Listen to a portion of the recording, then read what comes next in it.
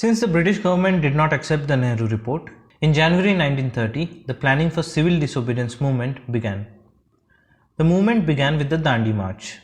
The plan was to do a salt satyagraha at Dandi, a village on the Gujarat sea coast, where Gandhiji would violate the law by manufacturing salt. The Dandi March began on March 12, 1930. Gandhiji, along with 78 of his followers, started walking from Ahmedabad to Dandi. They reached Dandi on April 6 and broke the salt law. Similar salt satyagrahas were carried out at other places too. C. Rajagopalachari led the march to Vedaranyam in Tamil Nadu and broke the salt law. In Malabar, K. Kalappan broke the salt law at Payyanur. On his way to break salt law at Dharsana, Gandhiji was arrested on May 5, 1930. Besides salt law, civil disobedience movement saw other violations as well. In many parts of the country, people refused to pay the land revenue. Women and students participated in boycott of foreign goods and liquor. Forest laws were violated in Maharashtra, Karnataka and central provinces. In eastern India, protesters refused to pay the Chowkidari tax. In the northwest, the Pathans under Khan Abdul Ghaffar Khan, who was popularly known as the Frontier Gandhi, organized the Society of Khudai Khidmatkars, who came to be known as the Red Shirts. In Peshawar, 2 platoons of Gadwali soldiers refused to open fire on unarmed demonstrators. In Nagaland, the 13-year-old Rani Gaidiliu rose in rebellion. So what was the government's response to this? As usual, government tried to suppress the movement. All the Congress leaders, including Gandhiji, were arrested. Indian National Congress was declared illegal. The nationalist press was banned. Meanwhile, to discuss the report of Simon Commission, the first roundtable conference was held. The Congress did not participate, so the round failed. British government was now ready to compromise to ensure that Congress would participate in the next round. In March 1931, an agreement was concluded between Gandhi and Irwin, known as the Gandhi-Irwin Pact. The 2 important points of this agreement were suspension of the civil disobedience movement and participation of Congress in the second roundtable conference. In return, the government would release all the satyagrahis, withdraw the emergency ordinances, and restore confiscated land and properties. The Karachi session of Congress in 1931 endorsed the Gandhi-Irwin Pact. At the Karachi session, another important resolution was passed: fundamental rights and the National Economic Program. Now please note some other important points related to the first roundtable conference.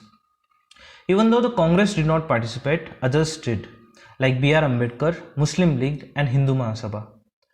The Congress of those days was seen as Brahmin dominated, so Ambedkar participated in the roundtable conference to represent the interests of the depressed classes. Ambedkar's major demand was separate electorates for the depressed classes. The second roundtable conference began on September 7, 1931. Gandhiji was the sole Congress representative. Gandhiji demanded immediate installment of a full responsible government at the centre as well as provinces, with complete control over defence, external affairs and finance. But the session was deadlocked on the minorities issue.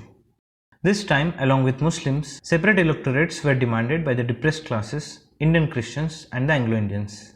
The then Prime Minister of Britain, Ramsay MacDonald, announced 2 new Muslim majority provinces, the Northwest Frontier Province and Sindh.